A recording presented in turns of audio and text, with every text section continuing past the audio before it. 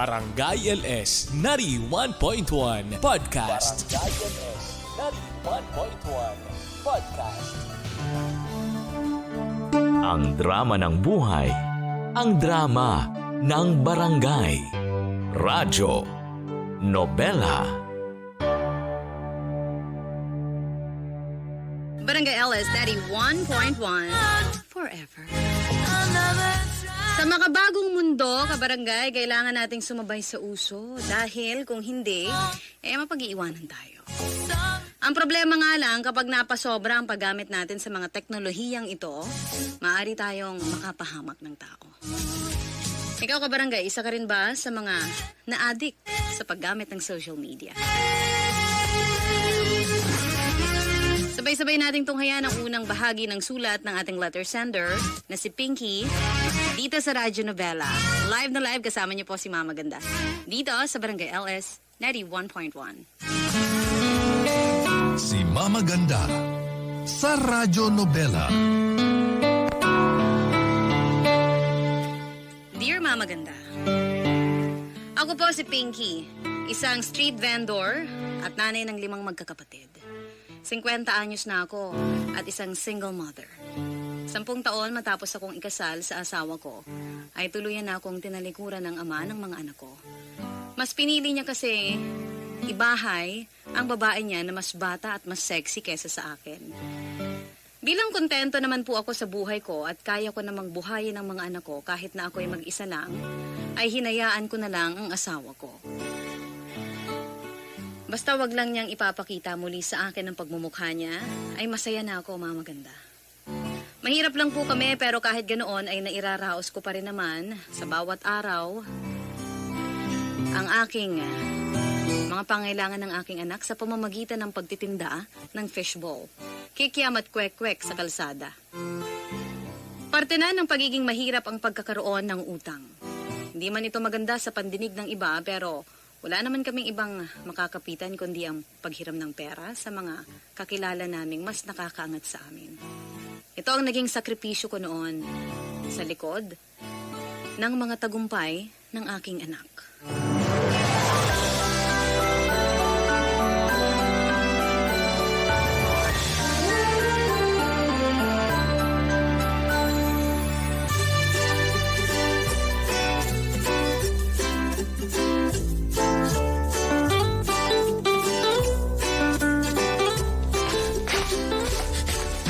Nay, magtago kayo dali.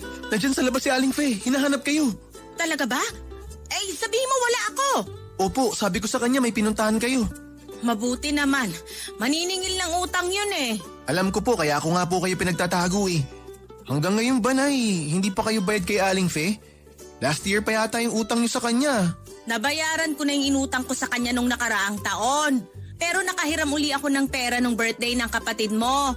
Naawa naman ako kasi simula nung pagkabata, di pa yung nakakapag-celebrate ng birthday niya kaya umutang ako ng pera. Tapos nagtatago kayo ngayon kasi wala kayong pambayad. Iwasan na kasi natin yung mga ganong bagay, Nay. Ang alin? Yung uutang ka para lang may panghanda. Hindi naman natin kailangan magpakain ng tao para lang masabing nagsiselebrate tayo. Sa hirap ng buhay ngayon, mas mabuti na yung magpaka-practical tayo. Hayaan mo na. Ang mahalaga, masaya yung kapatid mo kasi nakapag-birthday siya. Naku, hindi magandang mindset yan, Nay. Dapat kung gusto nating gumastos, pag-ipunan natin. Hindi yung umaasa tayo sa utang. Hey, pabayaan mo na. Tapos na eh. Kung utang yan dahil wala tayong pambayad ng renta o kuryente, mas maiintindihan ko pa kasi pangangailangan natin yun. Pero yung handaan, kiss yun, Nay. Oo na sir, next time po, hindi na ako uutang. Hindi na lang tayo magse-celebrate para practical. Hindi ko naman po sinasabing bawal. Ang sinasabi ko lang, kung gusto natin ng handaan, kailangan nating paghandaan. Kaya nga sinabing handaan eh. Di bale, sa katapusan sisiguraduhin kong makakabayad na ako kay Fe. Sinabi niyo po yan Kasi na hindi talaga maganda yung may pinagtataguan. Daig niyo pa kriminal Hayaan niyo po, ako na ang mag-iipon para may pang-celebrate tayo. Sino po bang susunod na magbe-birthday sa atin? Ako? Sa susunod na buwan na. Promise ko sa inyo, Nay, ako naman ang maghahanda para sa inyo. Galing sa bulsa ko at hindi utang. Talaga ba? Kaya mo pa? Oo naman. Ngayong may trabaho na ako, gagaan na buhay nyo. Mabuti naman kung ganon. Sa wakas, maaalis ko na rin ang salitang utang sa buhay ko. Gawin natin yan paunti-unti. Ang mahalaga Nay, paayos na ng paayos ang buhay natin. Hindi na tayo tulad ng dati na problemado kung saan kukuha ng pambili ng ulam. Hindi nyo na problema yung mga baon at tuition namin kasi nakapagtapos na kaming lahat eh. Ngayon, kami naman mga anak nyo ang babawi sa inyo. Ay, ang sarap namang pakinggan yan. Hindi lang masarap pakinggan, Nay. Masarap din maranasan. Lalo na kung yung mga bagay na meron tayo ngayon pinaghirapan natin. Tama ka naman dyan. O sige na, at magluluto pa ako ng agahan natin. Wala ka bang pasok ngayon? Wala po, Nay. Day off ko po ngayon. Tulungan ko na kayo. Ano ba iluluto nyo? Nakautang na ako ng... Oh, kailangan natin ng ulam ha? Kaya wag ka na namang magalit dyan. O sige, hindi po. Total ulam naman yan. Ano pong inutang nyo? Si Tonet, naghatid kahapon ng pautang na longganisa at boneless bangus. Anong gusto niyong ulamin sa dalawa? Longganisa na lang po siguro muna. Tapos mamayang gabi na lang yung bangus. Sa tingin nyo po? Mabuti pa nga. Masarap yung longganisa ni Tonet eh. Yung matamis po ba yan o yung maalat? Yung maalat. Yun, sakto!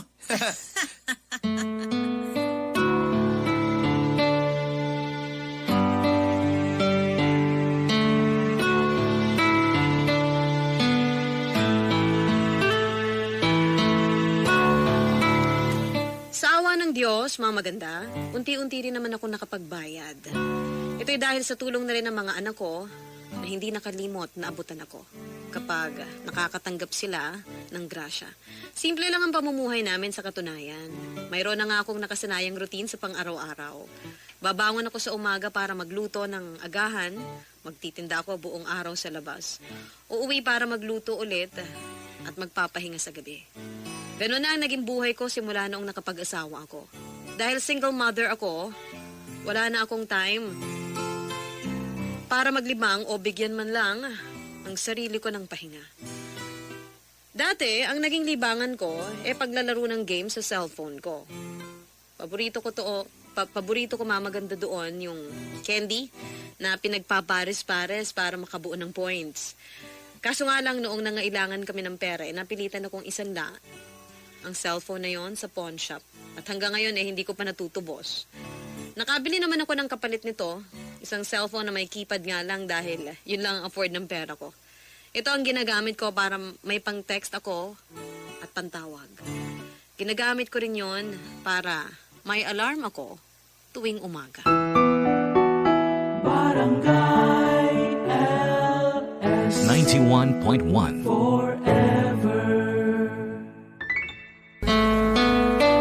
Si Mama Ganda sa Radyo Nobela.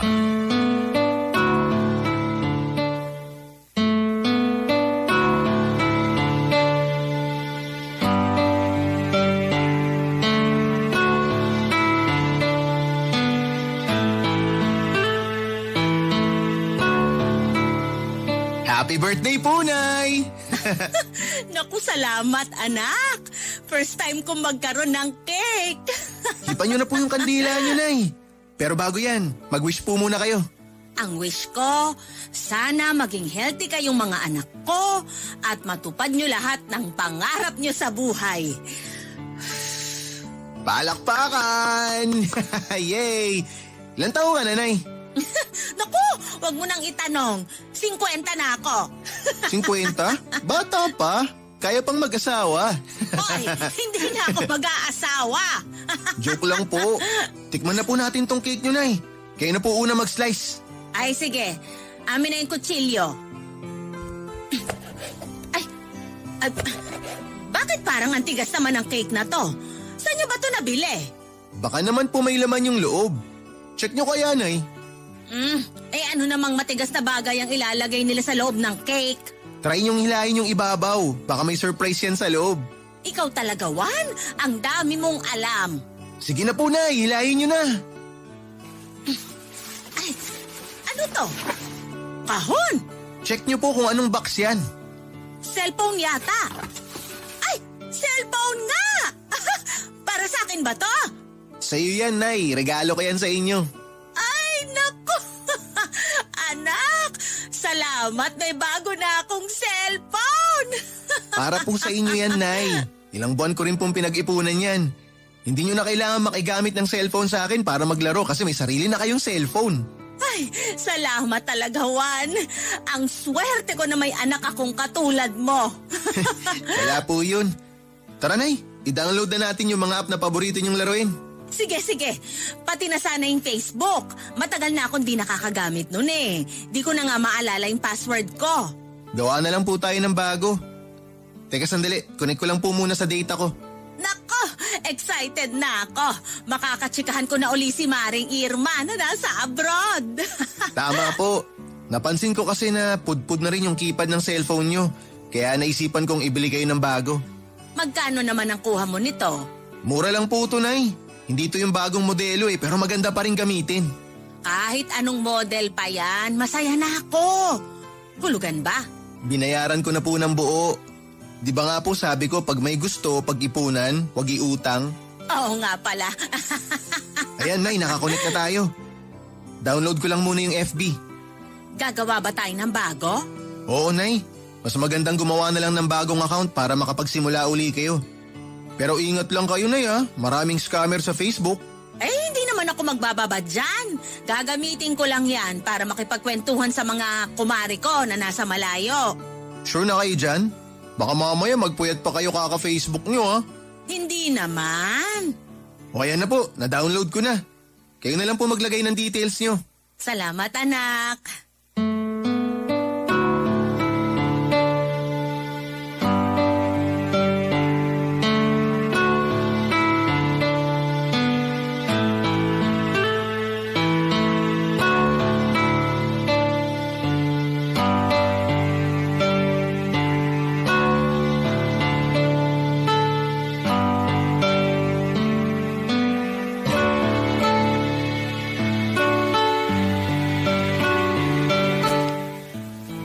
Sobrang saya ko, Mama Ganda, noong nagkaroon ulit ako ng cellphone. Dahil dito ay nakakabalita na ako sa mga nangyayari gamit ang Facebook.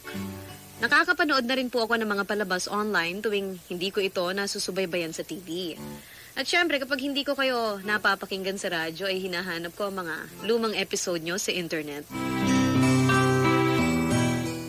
Ang dating boring na routine ko araw-araw ay nagkaroon ng kulay. Kapag wala akong customer, ay babad ako sa cellphone. Habang nagluluto, bago matulog at habang naglalakad papunta sa pwesto ko, ay laging nakadikit ang mga mata ko sa screen ng smartphone ko. Hindi ko alam pero nakaka-addict talaga, Mama Ganda. Isa sa mga paborito kong panoorin ay ang mga vloggers na katulad ko ay nagsimula rin sa hirap. Nakaka-relate kasi ako sa kanila. Bukod sa nakakabawas sila ng stress ay nakaka-inspire din sila para pagbutihin ko ang pagtatrabaho ko. Sumali rin po ako sa iba't ibang Facebook groups at nagbibigay ng tips kung paano makakakuha ng maraming followers. Nanood din ako ng iba't ibang video kung paano makakuha ng kiliti ng masa. Kung ano-ano na ang pinopost ko, Mama Ganda. Lahat ng ginagawa ko ay kinukuhanan ko ng video para lang may ma-post ako. May mga videos ako na nagluluto tuwing nagtitinda, naglalaba, naghuhugas ng plato. Nakakaaliw kasi kapag may mga taong nagla-like o nagko-comment sa post mo. Nakakabawas po ba ng pagod? Lalo na kapag sumasabay sa trending na video online. At pumapatok ito sa mga tao. Sa mga sumunod na linggo ay mas dumami pa ang followers ko hanggang sa nagsimula na nga po akong makatanggap ng mga stars.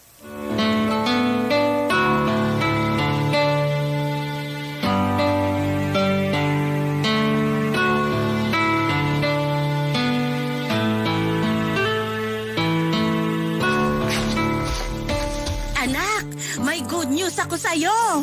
Ano yung good news na yan, Nay? Teka sandali, hindi kayo nagtinda ngayon?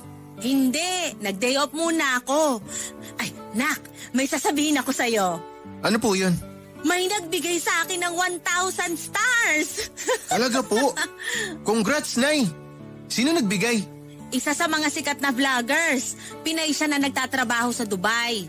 May sinalihan kasi kong grupo ng mga vloggers. Doon ko sila nakilala. Kami-kami yung mga nagtutulungan para sumikat ang isa't isa. Talaga po? Oo. Kapag may nag-post ng reels, kailangan mag-like at mag-comment ka doon para ganun din ang gawin nila sa'yo kapag nag-post ka ng sarili mong reels. Ang maganda rito, lahat kami nagtutulungan para makakuha ng engagement. Ang galing naman. Ibig bang sabihin yan, Nay, may 1,000 pesos na kayo? Hindi, nak. Ang bawat isang star, equivalent nun $0.01. So, dun sa 1,000 stars na binigay sa akin, may $10 na ako nakuha. I-convert mo sa pesos, di 500 na rin yun. Ganun ba yun? Pwede nyo na bang i-withdraw yan agad-agad? Hindi pa. Kailangan naming makabuo ng $100 bago kami makapag-cash out. Ay, may minimum pala dapat? Oo, kaya nga aligaga ako sa paggawa ng mga video Anong video naman po ang ipopost nyo ngayong araw? Magluluto ako ng Bicol Express, ilalive ko yun. Kaya naman pala kanina pa kayo naglilinis ng kusina, Siyempre, para naman hindi nakakahiya sa mga follower ko, saka sa mga manonood.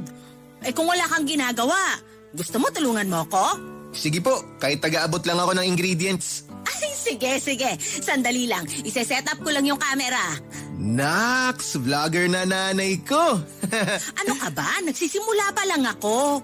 Abot mo nga yung ring light dyan sa tabi mo. Aba, may ring light pa kayo, Ito po, Nay.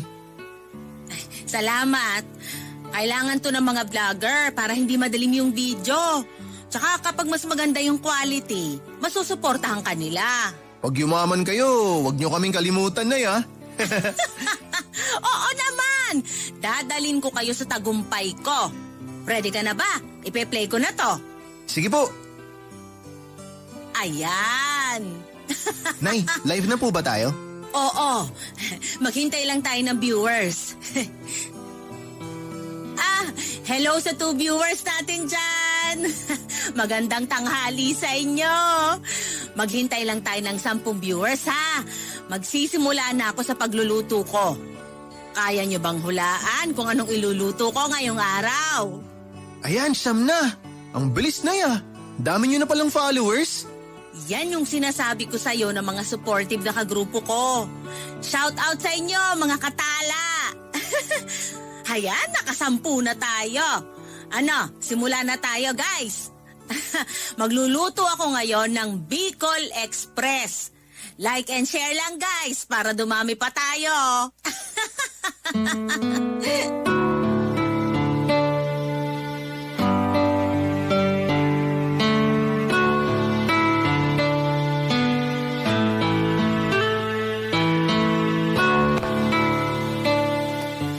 Matapos ang 2 buwan, ay umabot ng 5,000 ang mga followers ko.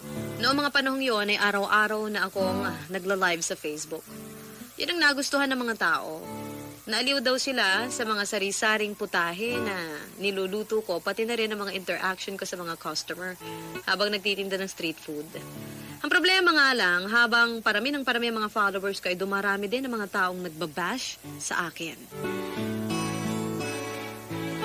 Wala raw kwenta ang mga content ko. May mga nagsasabi rin na ang pangit daw ng quality ng video ko.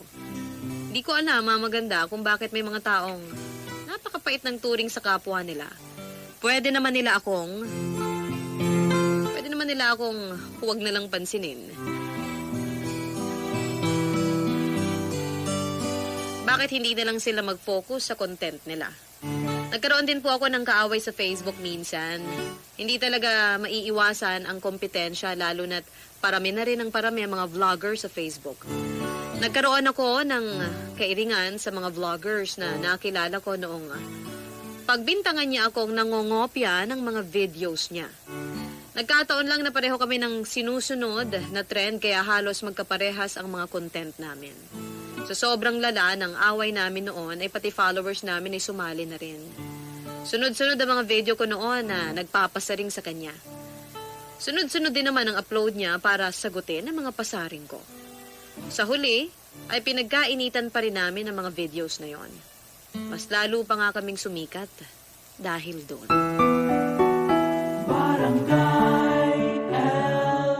In Lucena, 91.1.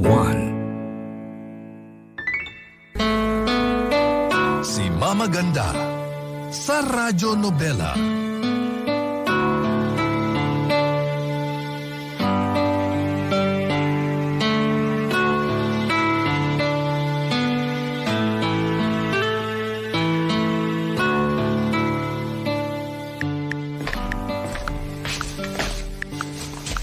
Nay, kain na po tayo.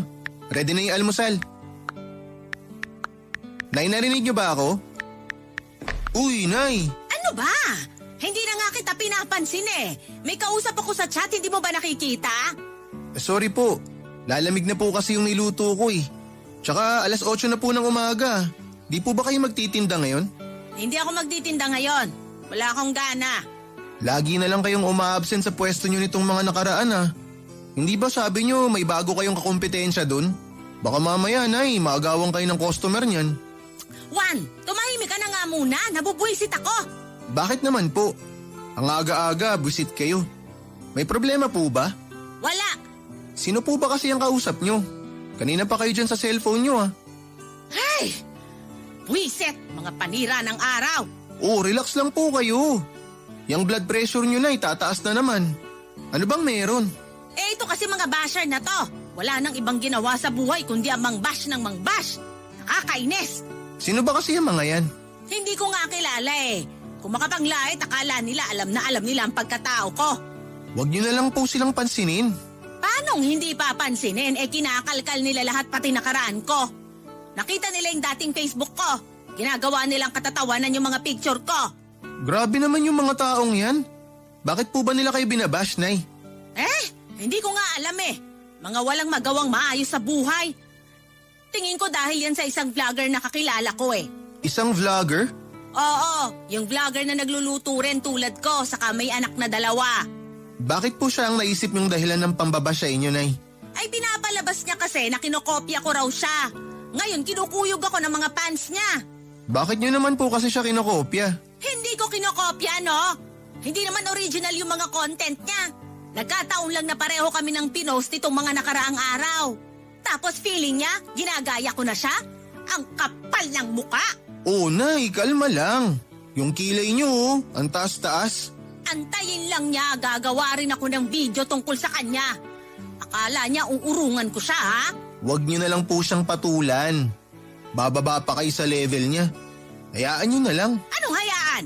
Marami din akong followers na magtatanggol sa akin. Ipakita nyo sa followers nyo na kayo yung edukadong tao. Magsilbi kayong good influence sa kanila.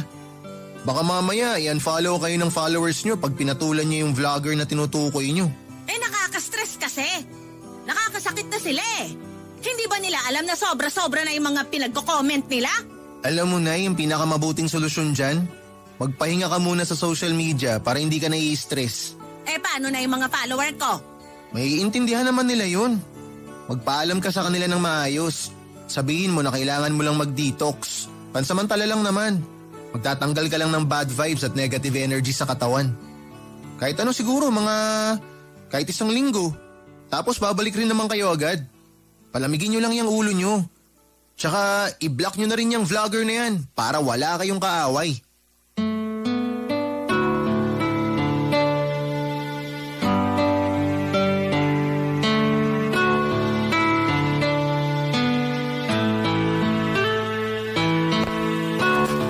Sinunod ko ang payo sa akin ni Juan.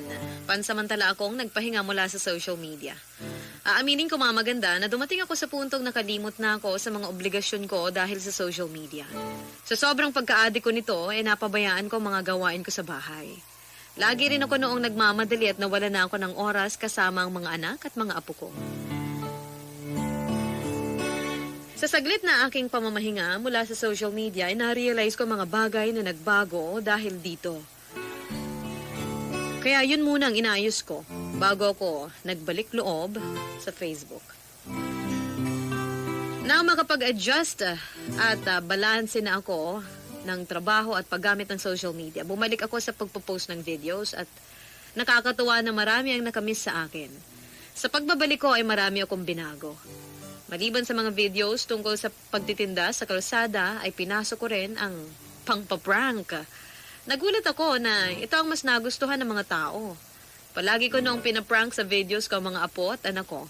At yun ang nagpadami ng followers ko. Kung tutuusin ay harmless naman ang naisip kong prank. Kinukunsyaba ko ang suki kong si Andrew para kunwari, magkaroon kami ng away sa harap ng anak kong si Juan. Tuwing hapon kasi, dumadaan si Juan sa pwesto ko para dalawin ako at pagkatapos ng kanyang trabaho. Pagdating niya sa pwesto nung araw na yon, ay sinimula namin ang scripted naming away ni Andrew. Nung una ay pumagitna pa si Juan para ayusin ang hindi namin pagkakaintindihan ng customer ko. Pero noong nagsimula ng maging physical si Andrew, ay doon na nagalit ng husto ang anak ko. At hindi sinasadya ay nasuntok niya si Andrew. Nalubhan itong ikinagalit. Bago pa man lumala ang lahat ay inireveal ko na agad na prank lang ang lahat. Seryoso na ang away nila, mamaganda. Maging si Andrew na kakunsyaba ko ay galit na rin. Nagsimulang magtulakan ng dalawa hanggang sa nagkasuntukan sila. Dahil maliit lang ako na tao, hindi ko po sila magawang awatin. Ilang masasakit na salita ang binitawan nila sa isa't isa kahit na paulit-ulit kong sinasabi ang prank na prank lang ang lahat. Nang may nasabi si Juan na isang bagay na medyo below the belt ay nagpantig ang mga tenga ni Andrew. Sa galit ay ibinuhos niya sa anak ko ang mantikang ginagamit ko panluto. Halos mahimatay ako, mamaganda, nang makita ko ang anak kong nagsisisigaw sa sakit. Dali-daling tumakbo palayo si Andrew habang ako naman ay umiiyak na humihingi ng tulong sa mga taong nakapaligid sa amin.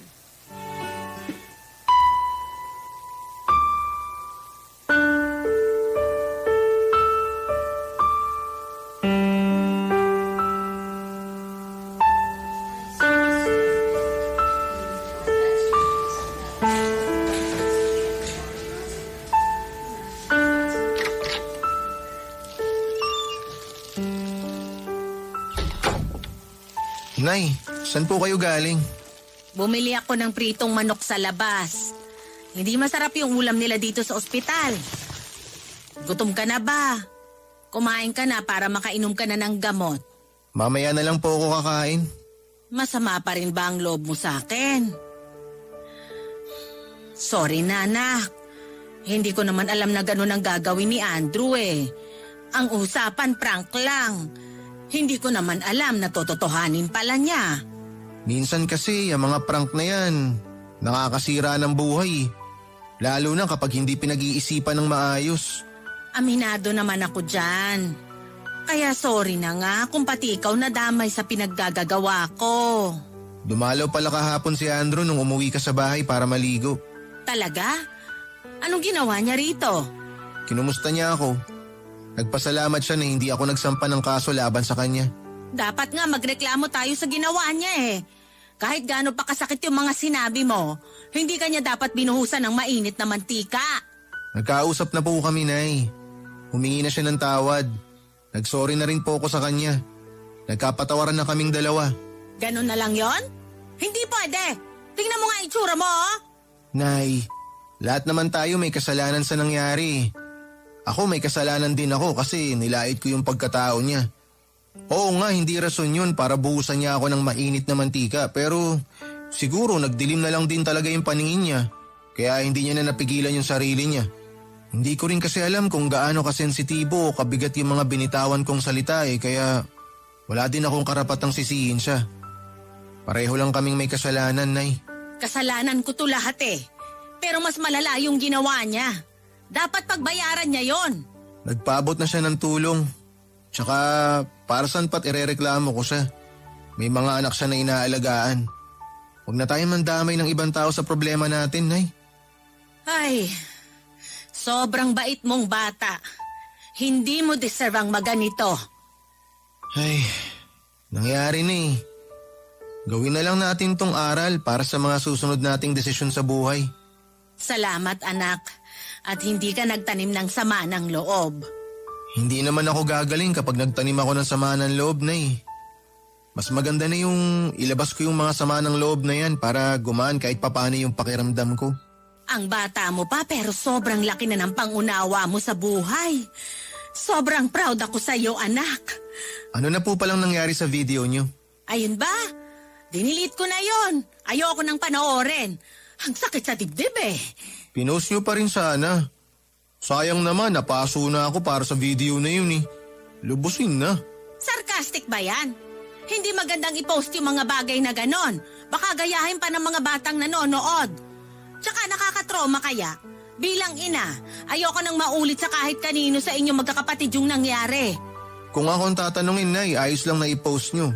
Baka kasi may matuto dahil sa video na yun eh. Hindi na. Ang mahalaga ngayon, gumaling ka kagad. Saka isa pa, nangako na ako sa sarili ko na hindi na ako mag-aaksaya ng oras sa paggawa ng mga video na ganon. Promise anak, babawi ako sa'yo.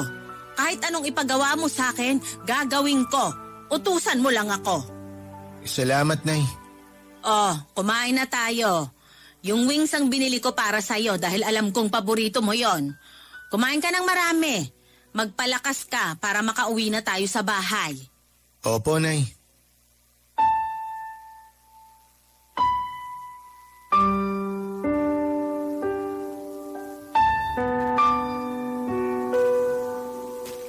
Noong una ay nagkaroon ng kaunting tampo sa akin si Juan matapos ang nangyari. Aminado naman ako na kasalanan ko ang lahat at talagang napasobra na ako sa ginawa kong prank. Concerned lang siya sa akin at natural lang nakampihan ako ng anak ko laban sa pang-aapi na ginawa. Sobrang naawa ako sa naging kalagayan ng anak ko. Lapnos ang kanyang mukha, dibdib at pati braso. Mabuti na lang noon. Ilang oras nang nakapatay ang gamit kong kalan kaya hindi kumukulong mantika ang naibuhos kay Juan. Ganun pa man ay mainit pa rin ito at nakakasama talaga ng loob, mamaganda dahil pinagkatiwalaan ko ang isang tao na akala ko ligtas ako kapag ginawa namin ang prank na yun. Nagtamo siya ng 2nd degree burn. Dahil sa konsensyang naramdaman ko ay agad kong idinilit ang Facebook account ko at tuluyan ko nang kinalimutan ang paggawa ng reels. Binuhos ko na lang ang buong oras ko sa anak ko para makabawi ako sa kanya. Hindi na rin kami nagsampa ng kaso kay Andrew dahil ako naman ang nagsimula ng lahat. Noong nagkapatawaran ay halos araw-araw na dumadalaw si Andrew sa ospital para i-check si Juan. Nagpatuloy din ang pag-abot niya ng tulong para may pambayad kami sa ospital. Sa awa ng Diyos, sa mga sumunod na buwan ay unti-unting gumaling si Juan. Ang peklat sa mukha ng anak ko ang nagsilbing paalala sa akin. Napiliin ko kung sino mga bagay o kung ano-ano mga bagay na dapat kong i-priority sa buhay.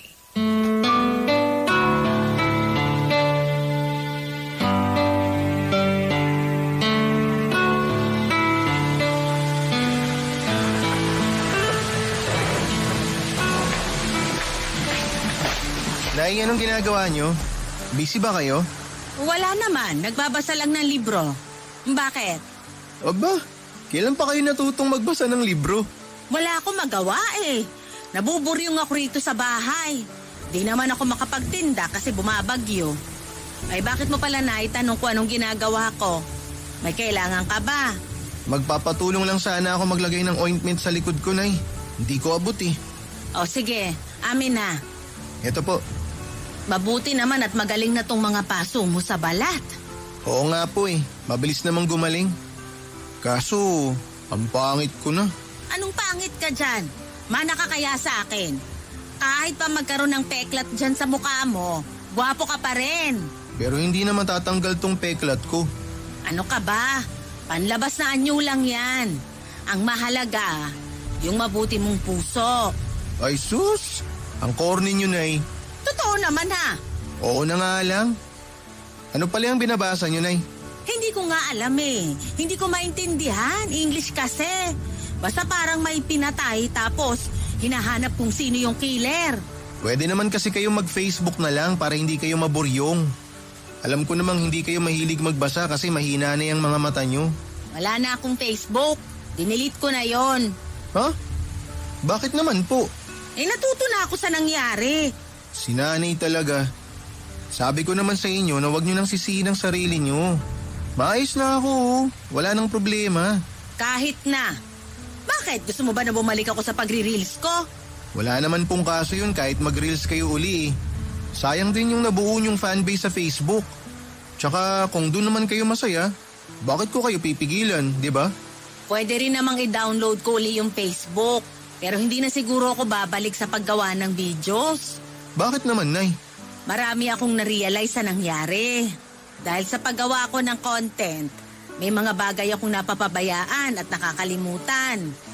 Nakaka-stress din kapag sikat ka, madaming bashers. Nakakababa ng self-confidence. Baka hindi lang talaga para sa akin yung pagiging vlogger. Pamigay na lang natin yun sa iba. Ayaw niya na ba talaga? Oo. Balik na lang uli ako sa pagpapakananay sa inyo. Back to normal na lang uli. Gusto ko yung pinagluluto ko kayo tapos nagtitinda ako sa labas. Yung ganun kasimple lang. Kayo pong bahala. Basta kung saan pong tingin nyo na makakabuti sa atin, susuportahan ko po kayo. Maghahanap na lang ako ng bagong pagkakaabalahan tulad ng librong to. Baka sakaling gumaling ako mag-English kapag pinagpatuloy ko tong pagbabasa. Kung gusto nyo, Nay, ibili ko kayo ng iba pang libro. Ano bang type nyo? Romance? Mystery? Horror? Gusto ko yung romance na may halong action. Alam ko na. Manood na lang kayo ng pelikula. Mas maganda pa. Saan ba ako makakapanood niyan? May alam po ako, Nay. Akong bahala sa inyo. Pero sa ngayon, ibalik nyo na po muna yung Facebook nyo para may pinagkakaabalahan kayo habang bumabagyo. O sige na nga. Paano ba magda-download? Ako na po.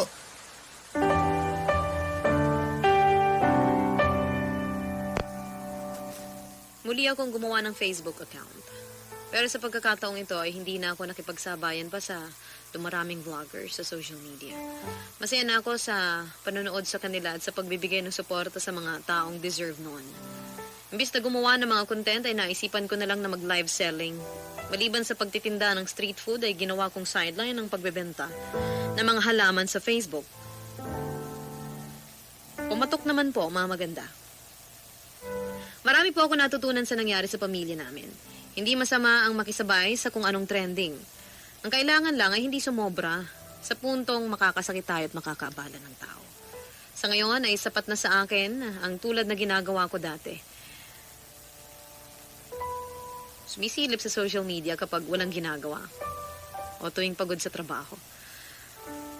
Kahit pa paano, hindi naman natin maitatanggi na ang social media na ang nagsisilbi nating libangan sa panahon ngayon. Basta ang mahalaga alalayan lang natin ang sarili natin sa paggamit nito at huwag nating kalimutan ang mga obligasyon at responsibilidad natin sa ating pamilya. Sana po ay nakapagbigay ako ng aral ngayong araw na ito. Ako po ang inyong forever kapuso at kabarangay, Pinky. Ang drama ng buhay, ang drama ng barangay, radyo, nobela.